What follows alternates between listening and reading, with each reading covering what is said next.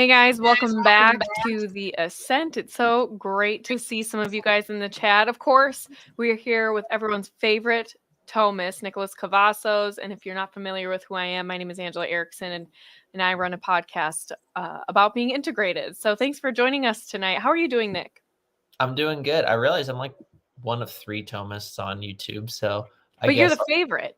I actually think I am the favorite. I think I am the favorite because I think I'm the most chill, the most chill Thomist. So Advent officially started yesterday. How is your Advent going?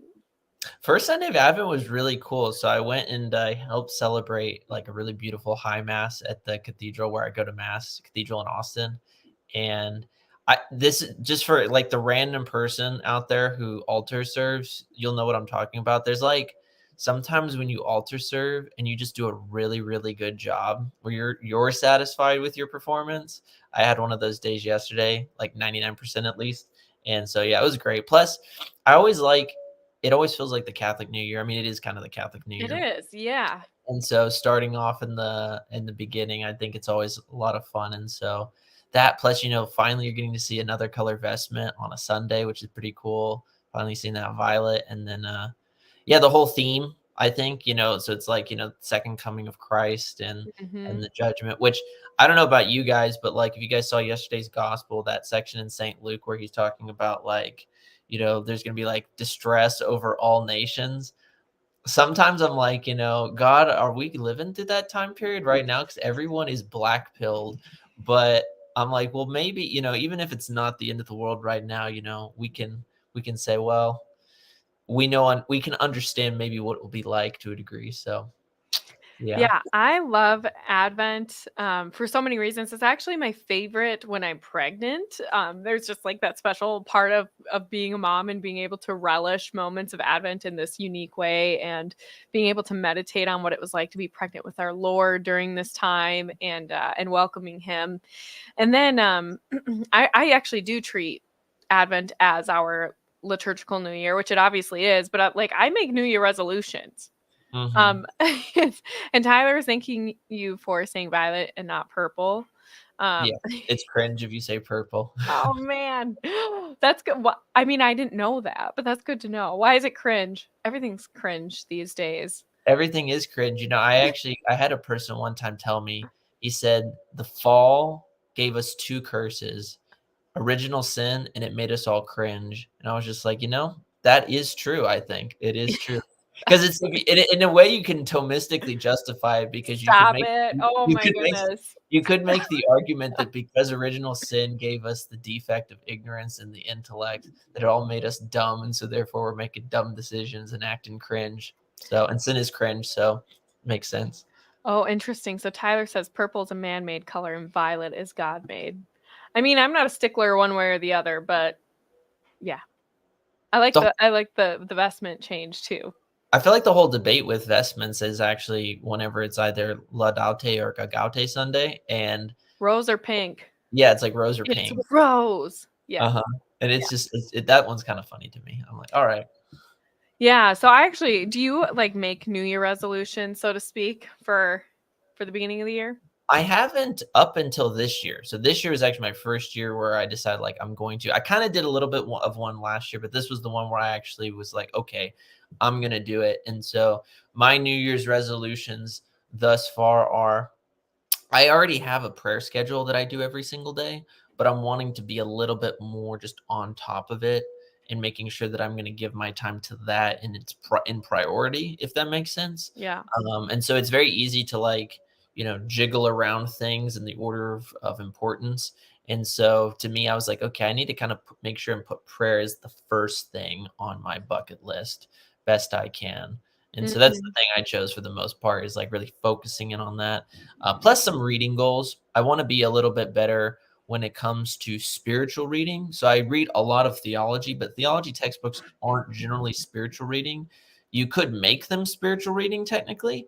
Yeah. Um, there was a woman, I forget what her name was, and also another dude out in the world who actually they would do mental prayer with the Summa, which I think is actually pretty cool. There is a litany of the Summa Theologiae out there where it's this No guy. way.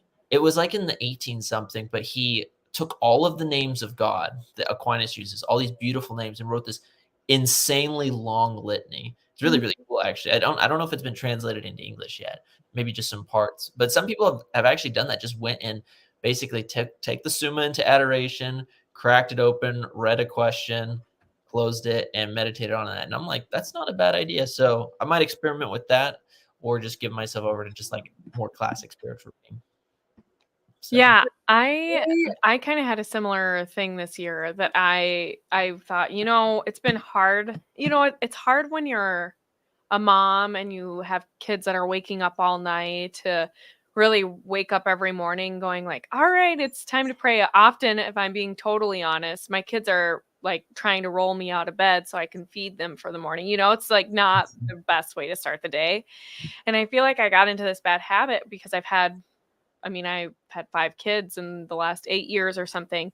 And so I'm either always pregnant or, like, with an infant, and this is the first time that I'm not pregnant and I don't have an Mhm, infant anymore, I have a toddler. And so I'm like, "Okay, I need to get back into a habit of going to bed at a decent time and not putting my prayer off to the end of the day because I don't wanna feel like I am giving God my leftovers." At the end of mhm, the day. And so I sort of had the same mindset of you of like, I need to get up early. I need to be up before my kids wake up for the day. And I need to be praying at least some of my devotionals and reading some sort of spiritual reading before they get up, especially something like that is centered around motherhood, I think. For me, reading the Apostolate of Holy Motherhood has been really good, or praying the Joyful Mysteries every morning before my kids get up has really helped me a lot be more attuned to my children. And so the days that I have done that have been really good. So I'm like, mhm, okay, I need to carry that in and just prioritize it for this year. That's my New Year resolution, so to speak. mhm. Yeah, no, that's pretty cool. Chat, if you guys have any New Year's resolutions, go and throw them in there. I'd be You interested to see. should. Sounds like we're getting some of the the AB chat. But yeah, come on over. We'll take you here, and we want to hear what you guys are doing for your New Year resolutions and what you're doing for Advent. That would be awesome. Because Nicholas is a convert, so it sounds like you're sort of still learning about Advent, and I am too. Even as a cradle Catholic, we didn't we celebrated Advent pretty secularly, I would say, growing up. It wasn't this time set apart. It wasn't penitential at all. Mhm. So I'm interested to hear from your perspective what it's like coming from a very Protestant background, celebrating this. Like, do you guys even acknowledge Advent, or did you? Was Advent even a season in your liturgical calendar? So yeah, from Protestantism is so broad, so there's going to be some groups Right. that have it. So like the Anglicans and some groups. So everyone's has heard of like non-denominational, but a lot of people haven't heard of interdenominational. And so there's a lot of interdenominational groups that are, as the name says, it would suggest, groups that are typically more liturgical. And so there's like a few interdenominational groups around here that will have like different flags outside their parishes for the different liturgical seasons or something. So it's kind of funny driving by and seeing those things. But my group, right, the world of like non-denominationalism, Calvinism, fundamentalism, etc., the charismatic stuff. Whenever I was much younger, no Advent at all. I actually have though started to see some of those groups start to adopt little elements of Advent, so things along the nature of the Advent candle I've started to see. But growing up, I mean, it was Christmas. Like our Christmas was basically, set to the shopping season, and so once Thanksgiving was over, basically for our family it was like, okay, hoist the tree up, put all the ornaments on, get the stockings out, and is from now until December 26th, and then once December 26th is over, it's basically just, okay, how long do you want to procrastinate about putting the tree back up in the attic? Yeah. It, it was basically that. And so it was just not conceivable. I mean, we didn't even have a liturgical year, which is so funny to me because Protestantism in so many ways is kind of like atheism in the sense that you always are having to steal or borrow something from someone else in order to ensemble your whole thing together, Yes. Yeah. because you won't in our groups, like, the idea of a holiday goes back to Holy Day. Why are you celebrating Easter in the same cycle that the Catholic Church does Well, if oh right? yes. Okay, I was just talking about this with my kids. My kids have been asking Mhm. some of the best questions lately, and I don't know why that is, but all of a sudden, like, um, yesterday, I'm not kidding. I swear my 8-year-old says these things, and I couldn't make it up if I wanted to. Sometimes I'm like, I would like to post this to Twitter, that this conversation that Mhm. I know people would be like, oh yeah, I'm sure, right? Like people wouldn't believe me, but I promise you, my 8-year-old yesterday was like, oh, I was telling her we're coming up on the feast day of the Immaculate Conception because I'm doing the novena. And she's like, oh, so I'm explaining to her what that means. And she said, oh, okay. And she goes, do Protestants believe that too? And I said, well, not really. I mean, they believe some of the same stuff about Christmas, that Jesus was born and all of that stuff, but like they don't believe that Our Lady was. Some of them don't believe that she was like a virgin or pure, or they believe that she wasn't immaculately conceived. And she goes, what do you mean? And I said, well, they just don't think that anyone could have been born without the stain of original sin. And she goes, but why would God choose to be born to a woman that had sin? Mhm. I was just like, I cannot believe that you are 8 years old and you get it, that God wouldn't he would choose his tabernacle to be pure. And anyway, it was just amazing to me. But we were also talking about the liturgical seasons and stuff and these holidays. And she goes, so Protestants, do they celebrate Christmas the same time? I said, yeah. What about Easter? Yeah, they celebrate Easter at the same time. What do they celebrate Halloween too? And I said, well, some Protestants do, but some don't for different reasons. I think it's probably because they don't really know what Halloween originates in, right? Like if you don't understand that it's Halloween, that it's this holy season for the dead, and you don't believe that you can pray to the dead or anything like that, then yeah, it's not a holiday that really is going to make a lot of sense to you unless it's secular in your mind. Mhm. And even she said about Christmas, she goes, but Christmas is Christ Mass. I was like, yes, Mhm. I know that. It's like, and she goes, I said, yeah, I know that's not something we can necessarily point out all the time. She goes, yeah, we better not say that to the Protestants. Maybe they'd stop celebrating. I don't think they would, but hilarious, I guess. That is Like funny. you are so sweet. But yeah, it's like, yes, out of the mouths of babes, as Sam is saying. And I also wanted to point out I don't know if you've heard of this, but Sam made a comment here above saying that um there's a redemptorist devotion for the Christmas season called Stations of the Infant Hmm. Jesus, basically a modified way of the cross, but for the Christmas season. That's super interesting. So I'm going to be looking that up. That is Um, interesting. Yeah, I'm not surprised. The Redemptorists, I think, have the most devotions of any order I've ever seen, and so it's pretty good. shut You know, if she does she does begin to recite the Summa from memory in Latin. I mean, then we know it's just by the grace of God. It certainly has nothing to do with me. So I forget which saint it was, but I remember reading a story about a saint who just, like, could not get Latin at all, and she basically just asked God, like, "Please help me to learn Latin," and it was within a few days that she just had infused knowledge and could speak fluent Latin. It was crazy, some crazy thing like that. many But, such stories with the saints, I feel like. yeah, I'm just like, "Dang, you just need to ask." Need to ask, enough prideful. Um, yeah, no, there's not a whole lot of reason why. I mean, it's kinda like what we're gonna talk about in a couple weeks when we're gonna be talking about, like, why do atheists even celebrate Christmas? That there's no real reason why. So I won't spoil too much of that, but there are a few Protestant denominations or groups throughout history that have been somewhat consistent in their thought. So, like, for instance, the Puritans, they didn't celebrate Christmas at all or Easter. And so I would say they were the most like logically consistent Hmm. group of Protestants because the Puritans were Anglicans who did not think that the Anglican Church went far enough in removing Catholic thought or Catholic liturgy from the system. And so that's why they became known as Puritans, like to purge away the Catholic elements. And so Hmm. it's funny because I was a huge devotee of the Puritans when I was a Protestant. And I still think to this day that the Puritans have a lot of things going for them in many ways, but they also have some very big issues in a lot of other areas. But as an example, in their liturgical services, tell me if this sounds familiar, they did not believe that we should be bowing our head at the holy names. They did not think that people should kneel and receive on the tongue for communion because they thought that was a quote Catholic superstition of thinking that the host is God. So they were big devotees of communion on the hand. They wanted to put a table in the middle of the room, and then after that, preach from the side for a few hours. Puritan sermons were quite long, 2 to 3 hours, something to that Wow. effect. To their credit, though, like the one thing I will always give the Puritans is they exegeted the heck out of the most obscure passages of scripture. And so you could, like, I remember one time reading this thing where it was talking about in the book of Kings, like the dimensions of the windows in the temple, like it's giving, the actual measurements. And there's this Puritan sermon going on for hours about how we need to have a pure heart, of like basically our hearts need to be the windows into the temple, our hearts being the temple, and things along that nature. So it was a good analogy.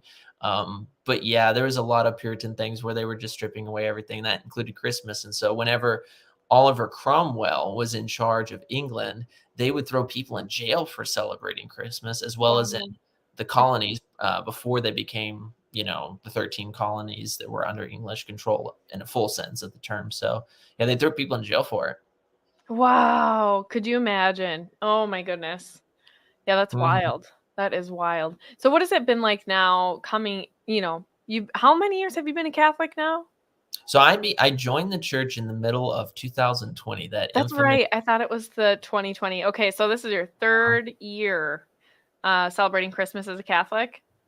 Third year, yeah. So what are you doing this year that's maybe different from previous years, and what have you learned in that time?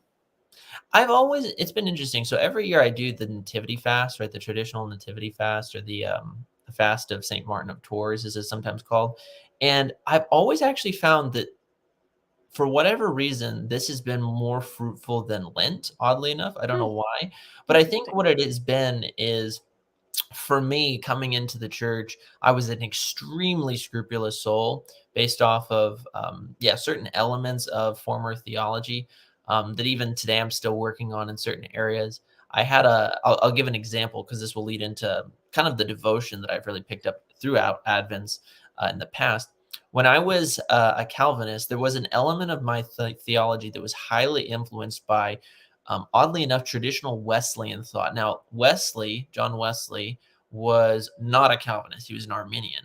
And so he actually developed this doctrine, which is known today as Christian perfection, which basically is borderline sinless perfectionism. For those of you guys who don't know what that is, sinless perfection is essentially the doctrine which is, once you're saved in a momentary moment, right?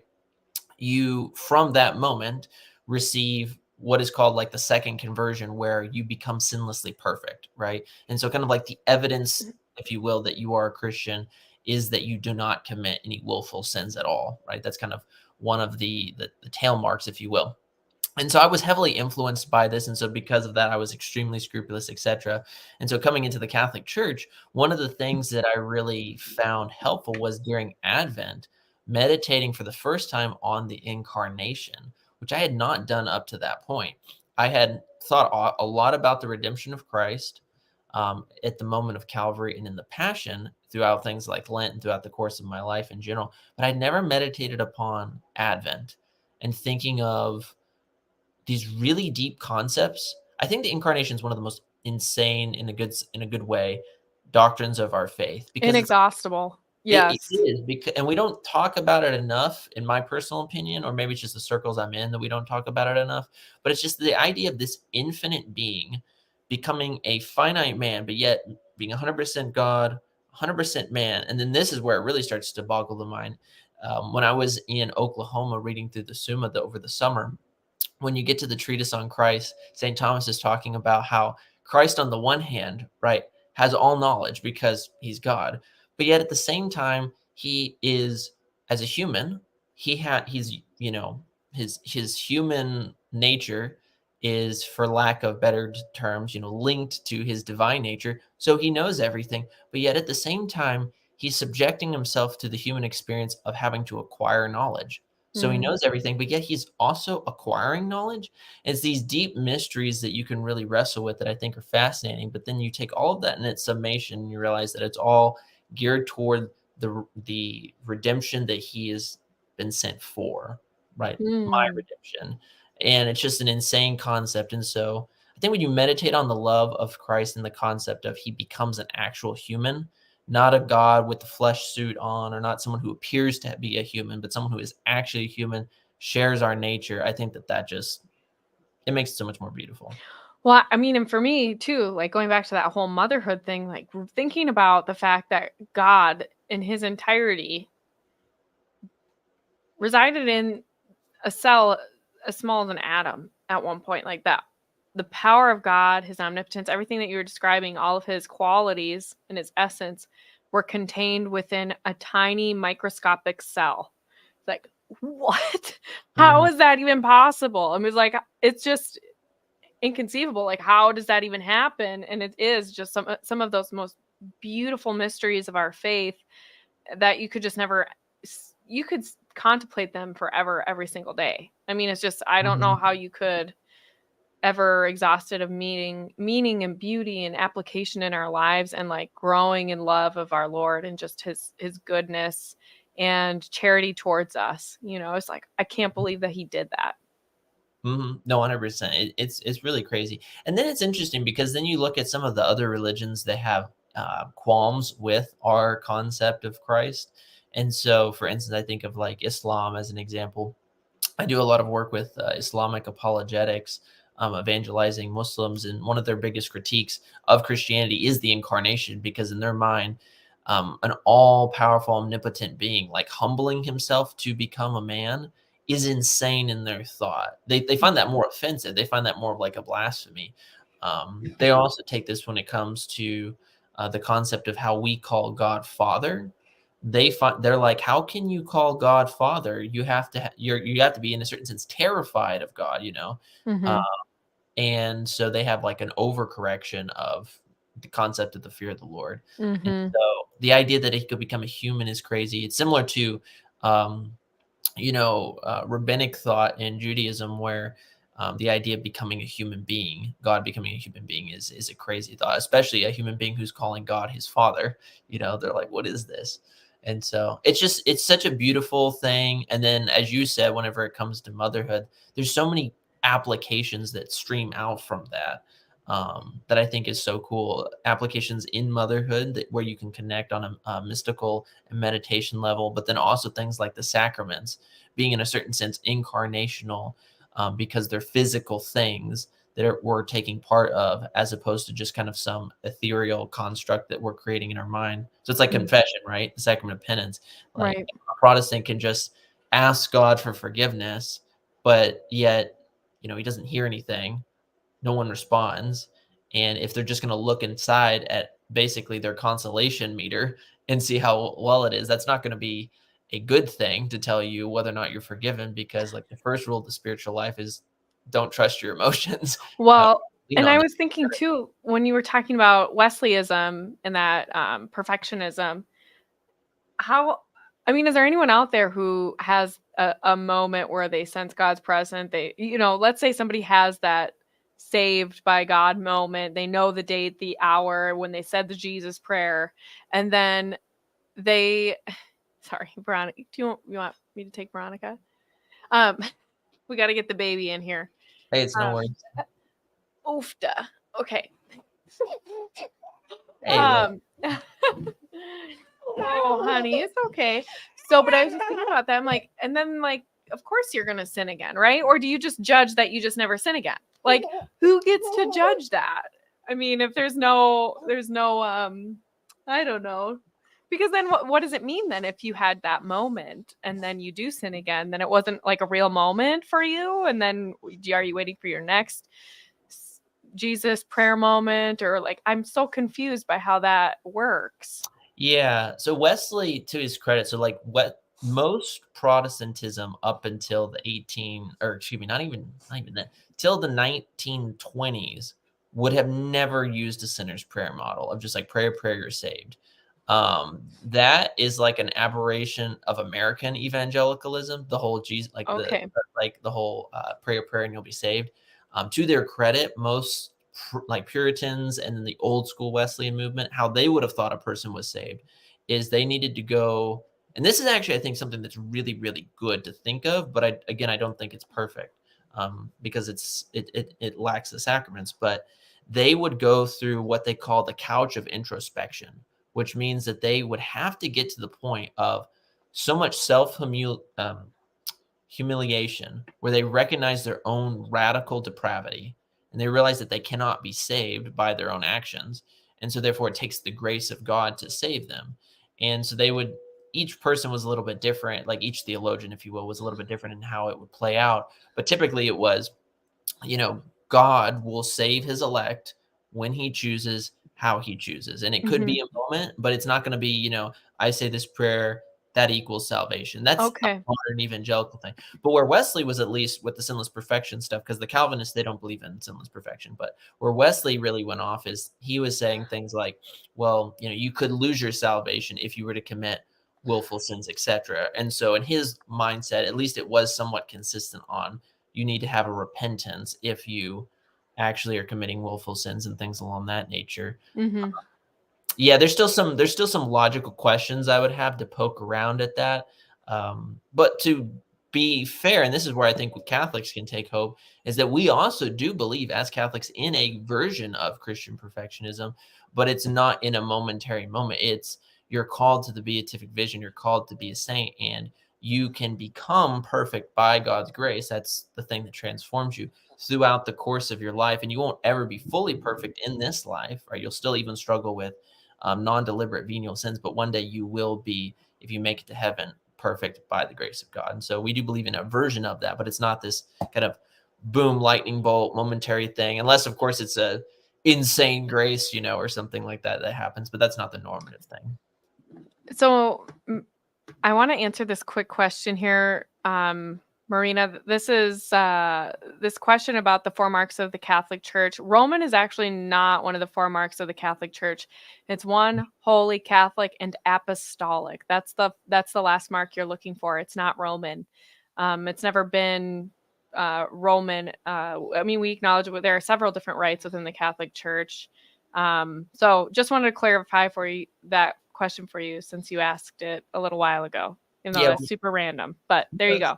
it's good. Yeah, Roman is just a designation of a rite, right? An rite, RITE, a rite of the church. And so there's 24 rites in the church. There's the Latin or Roman rite, and so sometimes we call ourselves, for instance, Roman Catholics or the Roman Catholic Church.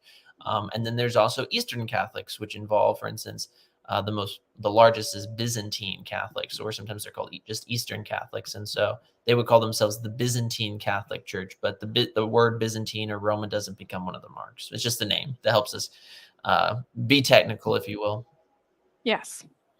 Okay. So back to the subject of Advent. What are some of the are you doing any sort of devotions, or how are you preparing this Advent for the birth of our Lord? Yeah, so I'm continuing to do the classic nativity fast. That's the thing that I always like to do every single year.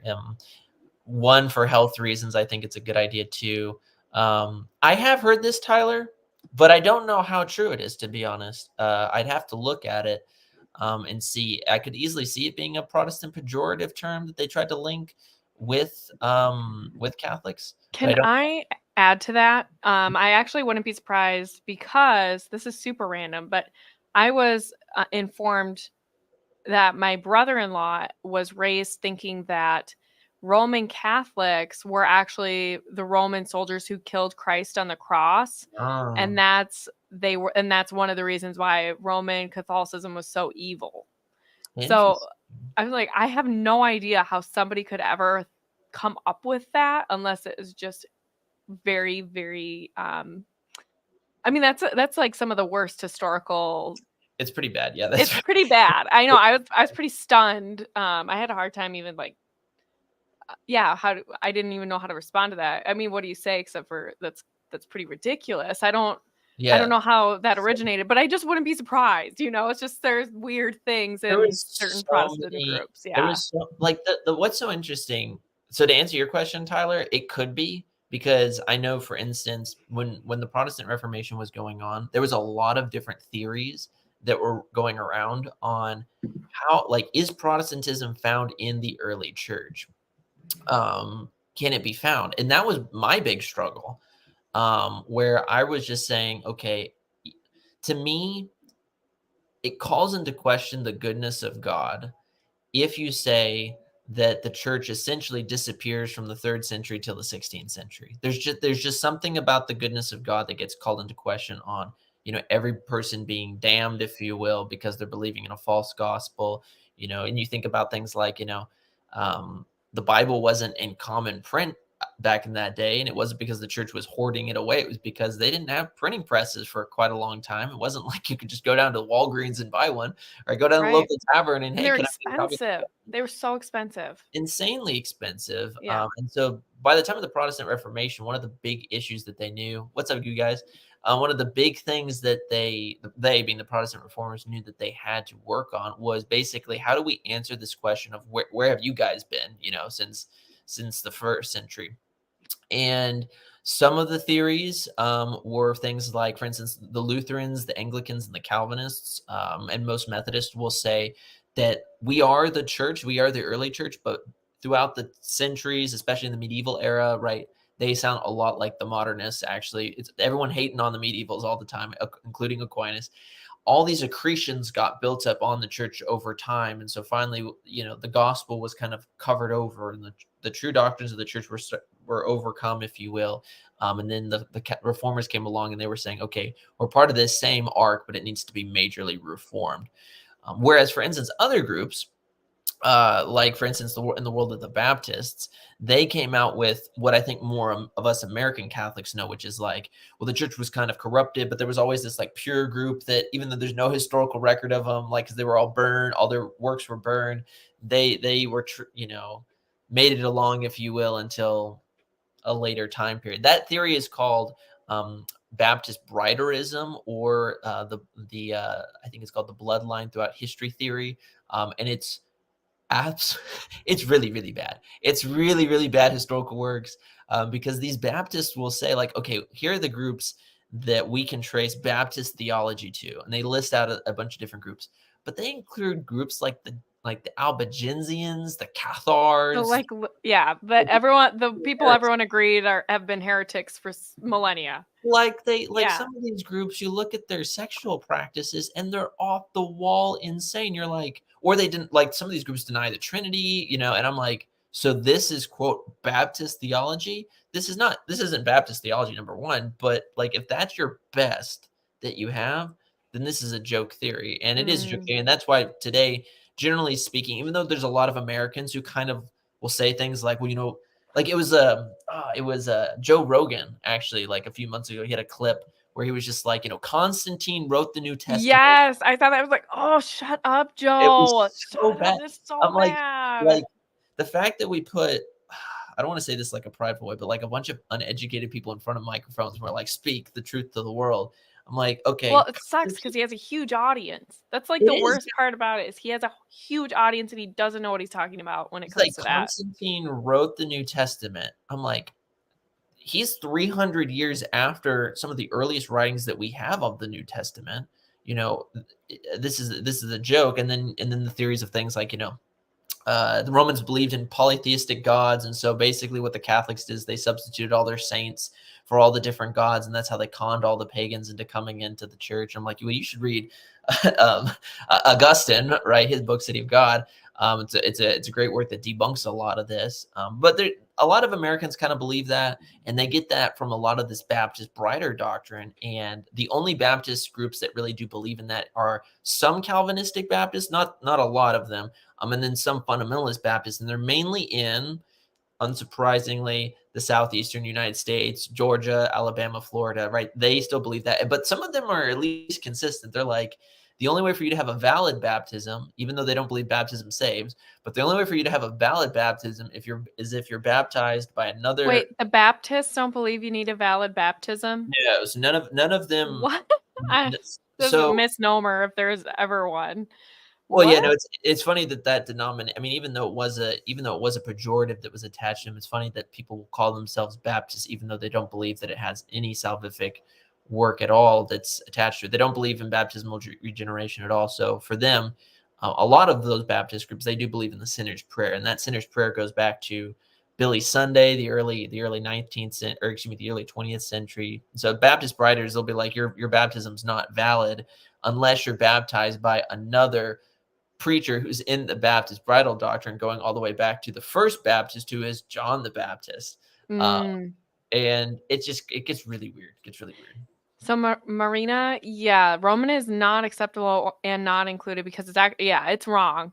You could pick up a St. Joseph's or Baltimore Catechism, whatever, and it's going to tell you the four marks are one, holy, Catholic, and apostolic. It will never say Roman in there, and it doesn't.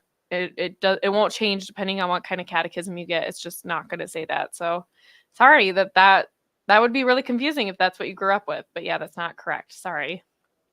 Yeah, I know. It's not a problem if people call themselves Roman, but yeah, it's not one of the marks of the church. And but yeah, I mean, at least people can steer clear of some of the crazy like Protestant claims. Some of them are just so bad. Like I feel bad because Protestantism back in the day, at least in the early days, it really tried to put up a very vigorous fight intellectually against Catholic thought. So that's why you had to get like the St. Robert Bellarmines of the world to write 17 volumes of the controversies of the Christian religion in response to Protestantism. But Protestantism now, and I say this with all due respect to those people who are Protestants, but just the ideology itself it has become so cringe in so many ways. I still have a lot of respect for the intellectual Presbyterians and Reformed Baptists out there, but like the non-denominant evangelical world, it's like, how did you go from basically the world of the Puritans who are writing like 1,000-page books on what Christians should think to Mm. a mega church with music and Starbucks coffee and narcissistic sermons and motivational like music? Like it's just a joke. Well, and, like, that's women's devotionals too, and, like, that's one nice thing I think about being Catholic. We have so many great like, devotions that we already can avail ourselves of, and I feel like sometimes you see especially women's, female devotionals are very much like the self-help, feel good psychology kind of, and they lack that grit, and the meditations are not, enriching, I don't think. I mean, I'm sure maybe for some people they are, but um I think I've only seen one women's devotional that I've ever liked in my life, and it was from a friend of mine who's Catholic. Mhm. But that's because she was pulling things out of there that were very much like, you really need to think hard about this, about you, and reflect on the state of your soul. It wasn't like, oh, you go girl, you're doing the best thing you can do. Like, those are the things too. And so I love that about some of the devotions that we have, novenas, things like that, where you're really imploring God, and it's not about you. It's not about you. It's about God, preparing for him. And that's right, a big problem with Advent, when you're comparing the liturgical season of Advent to the secular version of preparing for Christmas.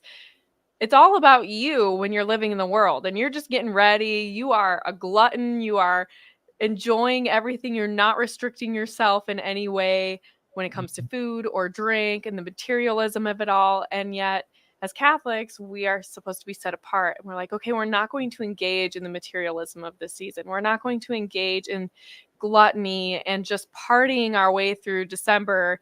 And then Mhm. we get to Christmas and we're like exhausted Mhm. by all the partying, right? It's just like you don't even want to do it anymore. And then, Christmas comes and the tree's out on the sidewalk 2 days later. It's like, that's not what it Yes. was supposed to be like. That's just not what we're supposed to be doing as Catholics. That's not how you prepare for the coming of our Lord. You have to await his coming with bated breath and just, that anticipation. We're supposed to be building up that anticipation in this season. Mhm. Yeah, no, 100%. It's like it reminds me of where, you know, it's so easy. I mean, the whole materialism thing of the season, right? It applies it or not applies, excuse me. It appeals so much to the flesh. And there's nothing wrong with, you suppress the Starbucks, Well, right? Phil. So true, King. So true. There's actually a really funny video out there that I recommend people go watch just if you want a good laugh. I'm not saying this. I'm not naming this name to bash this individual, although I disagree with him theologically. But it's Christian Mario's video on Mike Winger's documentary on the faith. He makes this parody video where it's like 4 or 5 minutes long, where basically it's just like you know, it's showing this like mega church rock concert in the background, and they're like, "This is what the early church was like." In this time from like year 33 AD till Constantine, the church was thriving with Pastor Jim Bob and the King James Bible, And it's just like going on throughout that. And then it's just like, but then the dark days when the first Pope, Constantine, showed up and imposed polytheism on the Church of God. And it's like Pastor Jim Bob had to hide the last copy of the King James Bible until it was discovered by Martin Luther. And it's trolling. The whole thing is a troll. It's a whole gimmick. But I bet people will believe it. But it's so close to the actual theories that they give. So I mean, it's just so incredibly bad, and yeah, it's horrible. But materialism, it just appeals so much more to um let's see, scholasticism got tired and wrote in 200 years ago, and it was great at the height, but then it stalled into memorizing others' work. There's some truth to that. Yeah, I mean, I would say the way scholasticism was taught by students, or taught to students nearing the end, it depended very much so on the professor that you had. But to be fair, I mean, it doesn't mean that the works are done. There's so many things that scholastics could continue to write on today that Rome is definitely not interested per se in. A Garrigou Lagrange rising up and being like, so where's the encyclical on, like, I don't know, homosexuality or pornography or transgenderism or things like that? Why are we talking so much about the environment? Yeah. Things of that nature, when people's souls are being damned, and at the end of the day, the earth will just be burned up at the end of it all. That's the real global warming, is the end of the world. So that's the real crazy thing. So That's true, that's true. So is that kind of where you're at then with your Advent? Just, mhm, yeah. trekking along, making sure and fasting. So for us, every year it's been different, just depending on the season of life. And I think that's really important to highlight for families, especially young moms where you have young kids, and not every season is going to feel the same way. And even you, Nick, someday, God willing, when you get married and have kids, it's not always going to look the same. Every I'll be year is going to look 58. different. I'll be 58, finally get married. We are going to do a follow-up video soon on the dating scene.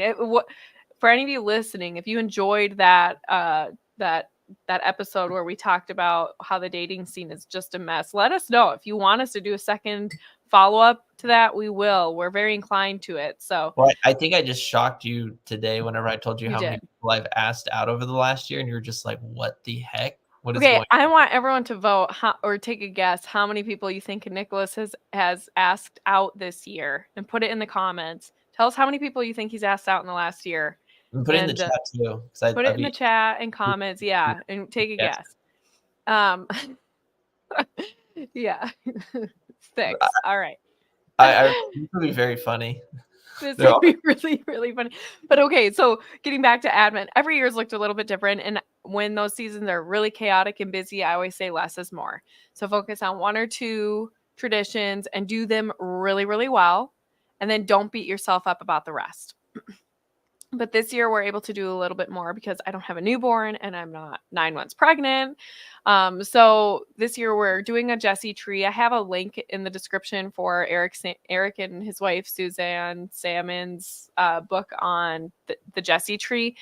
Definitely recommend using that. I think it's a great resource. Otherwise, I've gone online and looked up printable ornaments that the kids can color, and I put ex together a tree and all that. explain what the Jesse tree is, because 'cause I'll be honest, I don't even know what it is. There's so many Catholic customs that I have never heard of, which is so funny because I could tell you, like, stupid niche nerd stuff about manuals, but then you say the Jesse tree, and I'm like, "What's that? I don't know what that is." Okay, that's really interesting. So, like, some parishes will have a Jesse tree in the entry, and what you do with it is you like pick an ornament. It'll tell you to buy some stuff for the poor. You do that, you bring it back, and that's their version of a Jesse tree. But really, what a Jesse tree is you have these ornaments, and what it does, each ornament has a symbol on it, and you start off with creation and Genesis, and you move through the story of salvation history, beginning mostly predominantly with the Old Testament and the prefigurements of Christ, and the foretelling of His coming. And so you go through the Old Testament primarily getting to the birth of our Lord, and Christmas. And so every day you have different readings, and then, and at least in their book, they have reflections and questions and prayers that you can say with the gospel readings, or not the gospel, but the Bible readings that you're doing for that day. So it's a Mhm. great way to help your kids kind of see the arch That's of the whole story. So I highly recommend it. I thought that was just like I mean, obviously a Catholic thing, but I actually assumed Protestants did it too. And my mother-in-law had never heard of it either. So I guess I'm wrong, but I sort of assumed that was just a pretty well-known Christian practice. They might, Regardless. it might be a common thing. It wasn't in Yeah. our household, but it might be a common thing. I mean, So because Catholics, we don't read the Bible. So, I mean, why would we have a devotion where we yeah, read the Bible? you were forbidden from reading the Bible because if you were to read the Bible, you find out your religion was created by Constantine. Right? Oh, So the worst. That'd be the worst news ever. So we're doing that. And then, sorry, I have a kid that just snuck in here. You need to go, John. Good night. farewell, John. Yeah, it's time for you to go to bed now. What a Chad. He likes to sneak in and do that. So that's one thing we're doing. I'm doing my novena to the Immaculate Conception and St. Andrew's novena. It's a great novena. So if you actually have a story about the St. Andrew novena, I know every What is he novena. doing? What is he doing with that guitar? I just see him with the guitar. You need to move. He's going to attack his mother with the guitar right now. Thanks for saving me, Nicholas. You need to put that down. Okay. All right. We're just gonna hear one big bang. Angela falls down to the ground, and then I continue Absolutely for not. another hour and a half. Oh, and I'm like, I might just have to text the husband here. He's not supposed to be letting the kids down here. But the St. Andrew novena, Angela's house, it's downstairs. Okay, that means there's two houses, two floors, y'all. Go searching. Yes. I have 2 houses. Yeah, no, not 2 houses. 2 floors. 2 floors. What is your child doing? He's behind you. I'm like, what is he doing? I don't know. Darren, if only I was about to be serenaded. But okay, story about St. Andrew novena. So my grandpa died about 9 years ago, but that Advent, my grandma had asked my mom and her siblings to pray the St. Andrew novena for him, that he would have a peaceful death. Not because he seemed like it was toward that end of his life, but she just wanted to pray for that intention. He died on Christmas Eve in his sleep. Dang. Yeah. So, I mean, that's like the best way you could possibly go. So, yeah, I know. I'm like, St. Andrew he's powerful. This is my first year actually doing the St. Andrew novena. I had heard a lot about it, but I'd never done it. So this is the first year I'm doing it. I'm like the world's worst at novenas. I am too. I don't think I've ever finished one. Horrible. I'm so bad. I have finished one, but it's such a sad story, but it's also hilarious that I'll tell you guys another time, but we'll need way more wine before I tell that story. I'm not drinking this Advent, so not today. I like some of the guesses that you guys put in the chat. Sam guessed 6, Marina guessed 0, Red Rover Champ, you guessed 10. Tyler guessed 1, Margot guessed 100, and Phil, yours was absolutely hilarious, 144,000. Yes, I am a Jehovah's Witness. Someone will clip that probably. And then DWP7. So interesting. Margot was the closest. She was the closest one. Where's her guess? I missed it. Hers, there it is. Yeah, Margot, you were the closest. Margot was the closest, but you guys still didn't get what it was. So yeah, still not there. Yeah, I feel like this Advent, I'm super excited about it. I know we're only on day 2, but I'm really excited about it because I'm like, I've got my ducks in a row. I actually was pretty prepared for this Advent. I'm usually late to the game, like big time late to the game. Like, oh my goodness, I can't believe Advent started last week and I haven't gotten anything ready. But not this year. This year I'm on top of it. Yeah, no, I kind of feel the same way. There was a little bit of like giddy joy I found whenever we started Advent. I was just like, okay, we're ready to go. It's a fresh year. Let's start over and keep our eyes on the prize this year. That's what I was thinking anyway. And so I just think Advent's such an interesting time of year. It's really, really cool. Oh, so I want to hear from everyone else. What are some things that you're doing for Advent this year? Let's hear from some of our listeners, and then I want to know what you have coming up here on your channel. Everyone wants to know. Everyone's trying to guess. Let's see, Tyler, 70 times 7. That's hilarious. That is so funny. Are we playing the Price is Right rules the closest? If Yeah. we do another dating show, it'll have to be an evening show, and we will have to do something like this, like a drinking game. Oh yes, a drinking Yeah, game, but it'd be I'll so drink fun. root beer because I don't like the taste of most alcohol anyway. Oh, that's so funny. Okay, so we have Helping, helping, praying, praying, and Meyer praying. more praying. Yes. Oh, that's supposed to be more? Okay. Yeah. Margot will use her cult Harry Potter skills to guess the right number. Ooh, Phil. That is dangerous territory. What a troll, what a troll. Oh man, I don't know why my thing won't. So the thing is that some of you guys have the same, I guess, like images, like thumbnail images as Telegram chats and stuff like that. And so it's very interesting. Yeah, Sam, so you're saying that you think I was a Nazarite. It's actually funny. I'll tell you guys a funny story. When I was a Protestant, right? I one time got asked at my former employer. I used to work at a grocery store a long time. And before I decided, I was like, I can't stay here the rest of my life. I need to go back to school. But people thought I was Mormon because I didn't drink at all at the time, didn't smoke, didn't cuss. I still don't cuss. And so everyone thought I was Mormon. It was really, really funny. And I didn't drink coffee. So, Yeah, that sounds pretty Mormon. You should try being Catholic sometime. Yeah, I know. I'll get around to it before I die. Seems like we have a lot of people reading Jesus of Nazareth by Pope Benedict XVI. Okay. I actually have that on my bookshelf. I need to read it someday. I just Bro, have why like read Pope Benedict when you can read Garrigou Lagrange? I That's all I have gotta say. honestly so many books I need to read right now. So You do have the good phone book Summa though, and I I can respect do. that. Yeah, the Yeah, phone. you can see it right Uh-huh. over there. That Yep. was my first Summa, and then I upgraded because I was like, I can't carry a phone book everywhere. It was actually so funny because I would go to like Summa reading groups and stuff, and they would come in with like something really small, and then I come in with a phone book. So yeah, Teo, R.I.P. R.I.P. I remember we celebrated a Latin Mass Requiem for Pope Benedict XVI when he passed away, and it was so funny because my parish priest, who is like one of the most melancholic, chill people ever, gave the most fiery sermon where he was just like, "This Pope allowed us to give the Mass that we're celebrating today, and he recognized it can never be taken away from us." And I was like, "Let's go, let's go!" So super based. Ooh, this is a good one. So Sam says Steve Cunningham is Oh releasing yeah. St. Alphonsus Liguori's daily meditations for the year. I'm reading the Advent ones.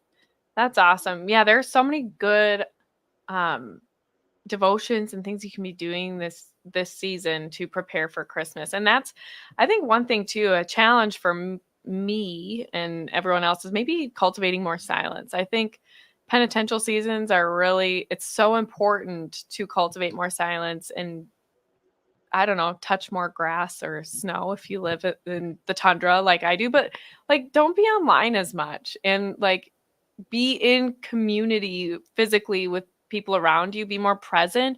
Everyone talks about that like don't give presents, be present. But there's some truth to that, right? Oh no, who I says that? Who what says people that? do. Yeah, you do. Don't Now give that is presents, be cringe. present. It is cringe, but little grain of truth in there. I just think it's so easy to get swept away when there's so much celebrating already going on. And the best way to sort of build a buffer around that is to just cultivate more silence and contemplation. That's like the exact opposite of what's going on right now. So, Mhm.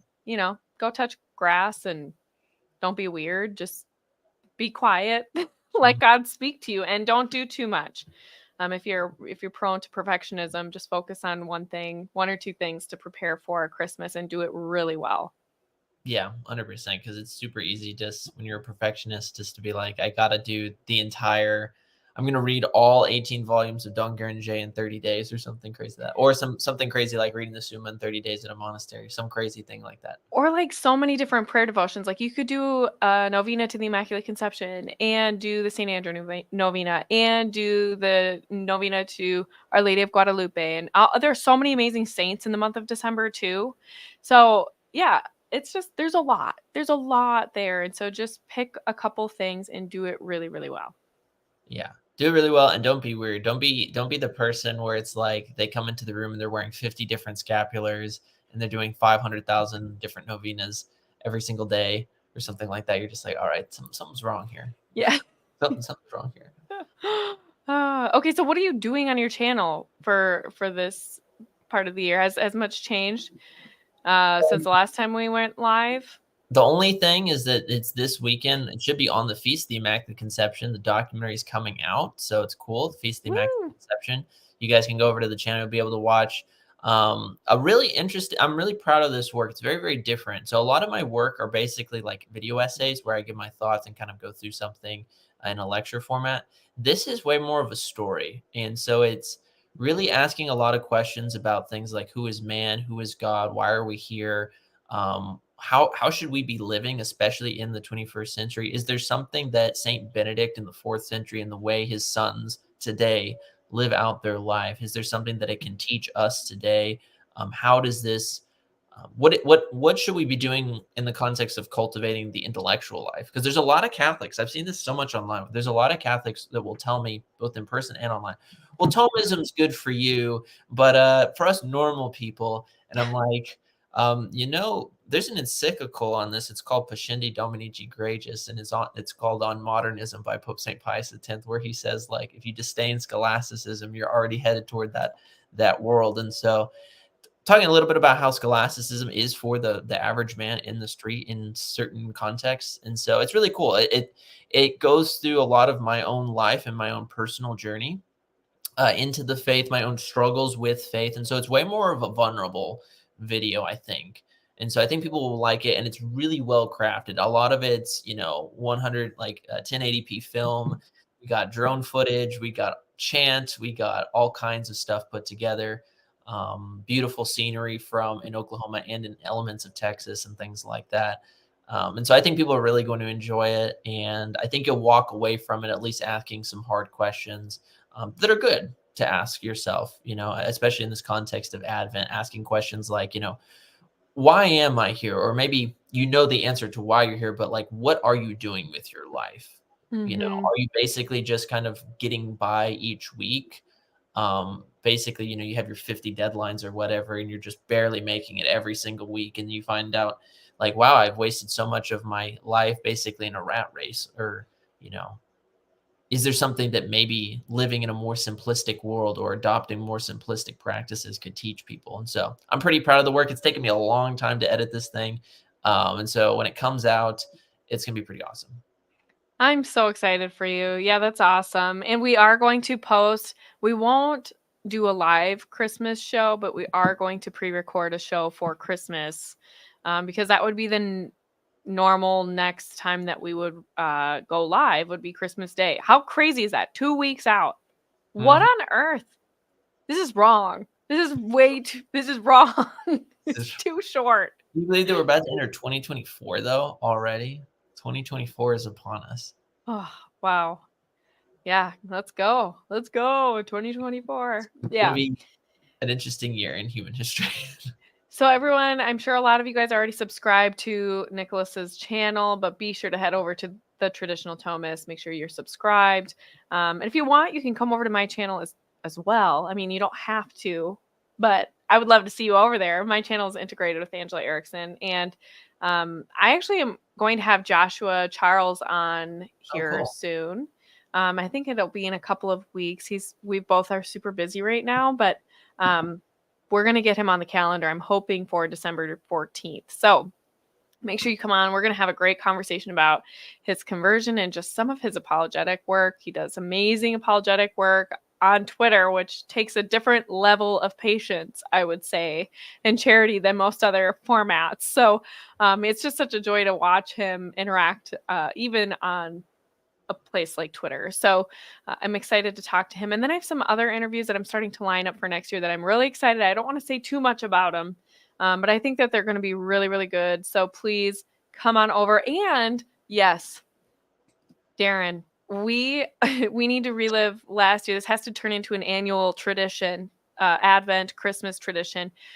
This is Darren, a friend of mine. Last year we sat down and he taught me how to cross stitch live on my channel. And I think we're going to have to do it again. We met for the first time in person last weekend at a Friendsgiving and we exchanged the same cross stitch, but we Oh, surprised each other with it. If you go to my Twitter, you can see it, but it says "Merry Christmas, you filthy animal." Um, it was a great cross stitch. So we are going to do another cross stitch. And Sam, I just want to thank you so much. I really appreciate that. I needed to hear that. So thank you very much. I really have appreciated the support that I've gotten over there over the last few weeks. So thank you so much. And yeah, until next time, we'll see you around Christmas, just not live. So thanks for tuning in tonight. God bless you guys. audio.